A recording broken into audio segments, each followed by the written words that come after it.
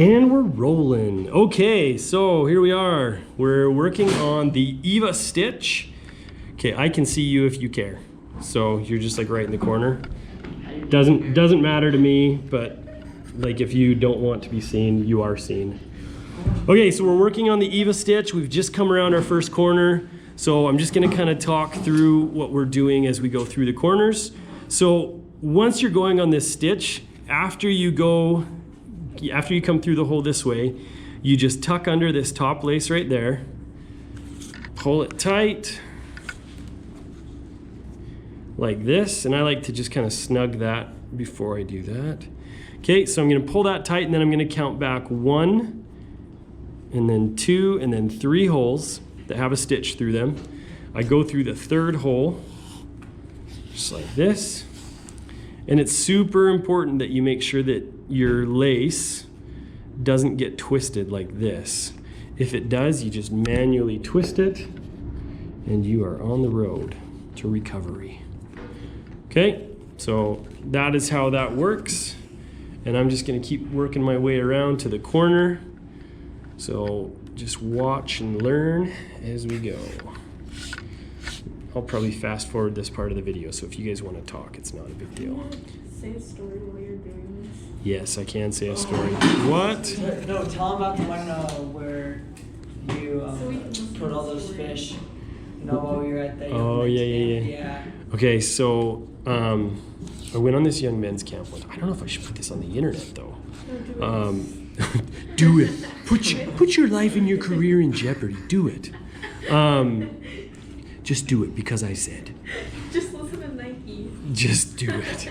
So we went on this young men's camp, and it was gonna be a survival camp. So the whole point was like, can you survive in the wild? So we didn't take anything, no food, no blankets. We were just gonna like go and survive in the wild. Cause we're men.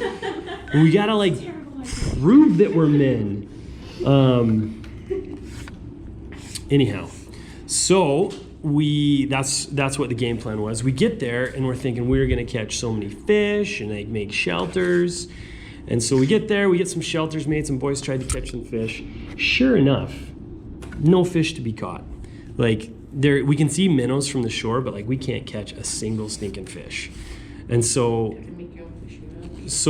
no, we did bring fishing rods. So we did, oh shoot, you guys got me all distracted. So, yeah, there we go. So we decide that we'll just, desperate times call for desperate measures. And I had a rifle with me just in case we came across a bear. And I see these schools of fish. And so I shoot into the school of fish.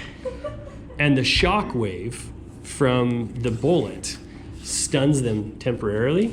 So these boys just go crashing in there because all they see is white bellies rising to the top. So we got enough minnows to eat like a full meal. It was like anchovies for days. And so we eat all these minnows. Everybody's like nice and, well, sort of full. I don't know if you can really get full on minnows. So we get full on minnows or whatever we were.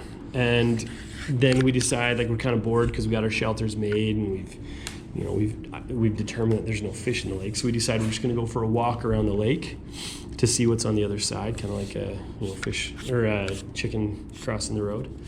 And so we go to see what's on the other side of the lake, and we get over there, and somebody has a fishing pole with them, and they cast out, and sure enough, catch a fish first thing, big fat rainbow trout.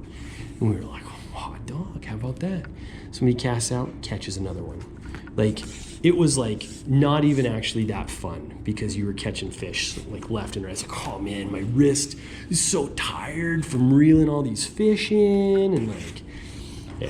So a bunch of guys went back and got poles, and we caught like 60 fish on that other side of the lake, and we didn't eat a single one because we were so full of these stupid minnows and had like bones in our teeth, and the dang minnows.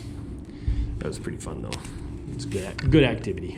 The first time I went fishing, I caught a fish and then I had to gut it. That was my uncle's rule.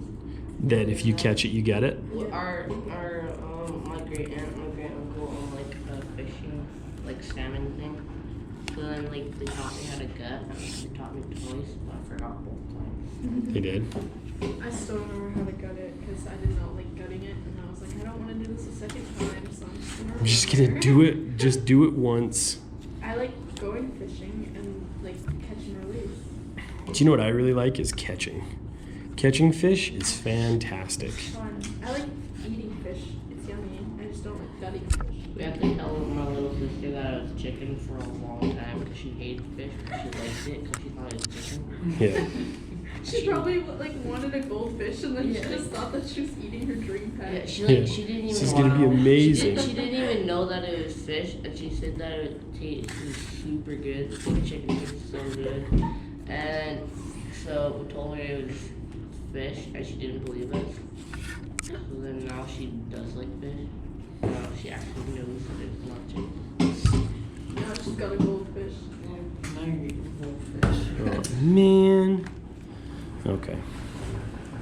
Okay, so I'm just about ready to move back to instruction time. So respectfully shut it. It's not that respectful, is it? It's actually kind of mean, Mr. Brame.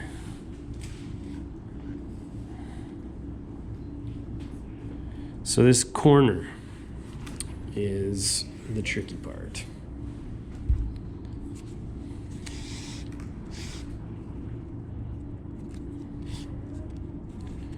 There we go. Okay, so back to our lacing demonstration. So what we're gonna do here, we've got to the point where our next stitch is gonna go through that corner hole. So this is where all of the rules kind of get tossed out the window and we start getting a little creative with the way that we finish our stitch. Okay, so I'm gonna snug that up and then come through this corner hole. Okay, just like we've been doing before, this one comes back here. All right, and then this is, we're gonna count back 3 still, okay? Don't tip over the camera. Okay. So I've got that all nice and tucked up. So what we're gonna do here as we come around the corner is instead of continuing on, once we get to that corner hole, I'm just gonna go through the corner hole again. So I'm gonna tuck under this lace, just like that, just like we've been doing. But instead of moving on, counting and going the next available hole, I'm just gonna come back through the corner hole like this. Okay?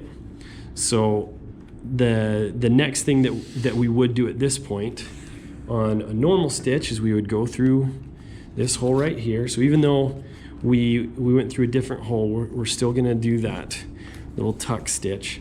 Now here's where it gets tricky. You can see that this is the last cross stitch that we did that way, and so we're not gonna go through that one. We're gonna try to advance the stitch by only going back 2 this time. So we go back 2.